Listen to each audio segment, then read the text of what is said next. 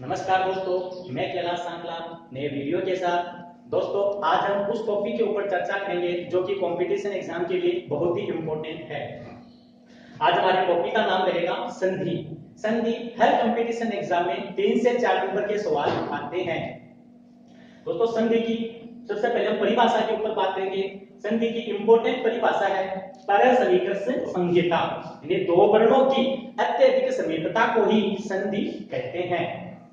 Number 2 पर संधि के प्रकार। वरदराज आचार्य ने अपने ग्रंथ लघु सिद्धांत कौमुदी में मुख्यतः संधि के 3 भेद माने हैं: स्वर संधि, व्यंजन संधि, विसर्ग संधि। और भट्टोजी दीक्षित ने व्याकरण सिद्धांत कौमुदी में संधि के 5 भेद माने हैं। 3 तो यही हो जाएंगे, स्वर, व्यंजन, विसर्ग, और 2 इनके अलावा भेद माने हैं जो नंबर 4 पर आता है प्रकृति भाव, और नंबर 5 पर स्वादि संधि। देखो, स्वर संधि में धन से पहले अगर स्वर आता है और धन के बाद में भी स्वर आता है तो वह स्वर संधि का उदाहरण ही होगा। जैसे हम 4-5 उदाहरण पर चर्चा करते हैं। जैसे पहला उदाहरण अपना प्रतिधन एकम।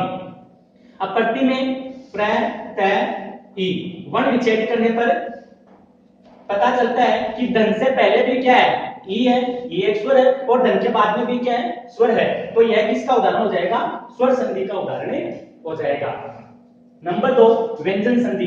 अब व्यंजन संधि में है कि धन से पहले कंपल्सरी व्यंजन ही होगा। जैसे जगत धन ईश, जगत धन ईश। अब तय क्या है? तय व्यंजन है, क्योंकि तय हलंत है, स्वर रहित है, इसमें स्वर नहीं है, तो तय क्या है? व्यंजन है। और धन के बाद में ई क्या है? स्वर है। तो धन से पहले अगर व्यंजन आता है तो वह व्यंजन संधि का उदाहरण ही होगा। नंबर 3 हम बात करते हैं विसर्ग संधि। अगर धन से पहले विसर्ग आता है तो वह विसर्ग संधि का उदाहरण होगा। जैसे कह धन अपि, कह धन अपि, धन से पहले विसर्ग है तो यह विसर्ग संधि का उदाहरण होगा। स्वर संधि के 8 भेद होते हैं: यण संधि, दीर्घ, अयादि, पूर्ण रूप, पर रूप, दीर्घ संधि, वृद्धि संधि, और एक प्रकृति भाव संधि। आज हम यण संधि के ऊपर चर्चा करेंगे। यण संधि, यण संधि का सूत्र होता है इको यणची। यण संधि का नियम है कि धन से पहले अगर ई, उ, री, लरी आता है और धन के बाद में असमान स्वर आ जाए।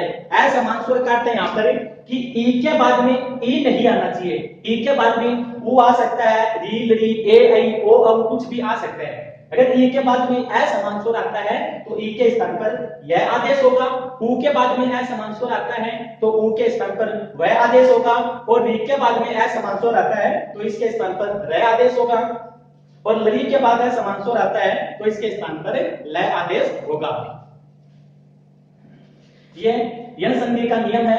अब हम उदाहरण के द्वारा इसको अच्छे से समझेंगे। जैसे पहला उदाहरण अपना सुधी धन उपास्य। अब धन से पहले देखो क्या है? ई। धन से पहले क्या है? ई। इसका वर्ण विच्छेद कर लेते हैं, सु, ध, ई और उपास्य।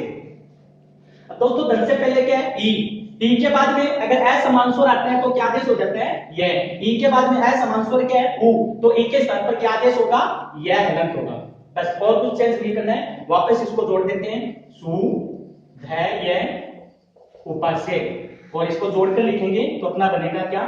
शुद्धोपास्य। जैसे एक उदाहरण और है। जैसे हम बात करते हैं मधुधन अरि। मधुधन अरि।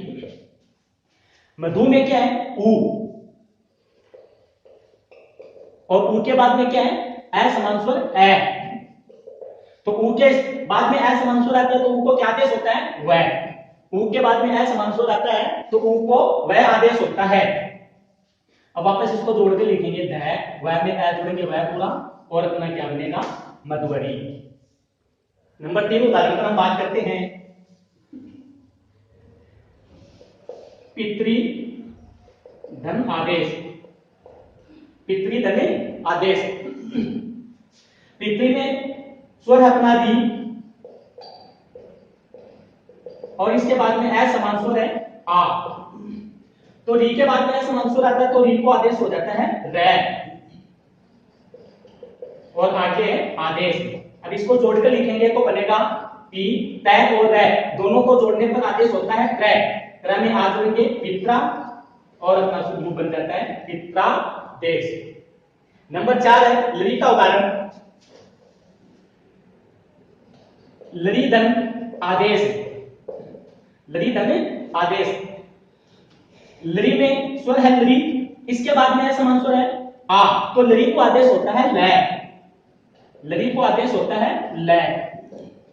जोड़ेंगे सुधरू बनेगा लादेश। दोस्तों लरी में दीर्घ नहीं होता है, दीर्घ का अभाव होता है, इसलिए लरी ह्रस्व ही होता है।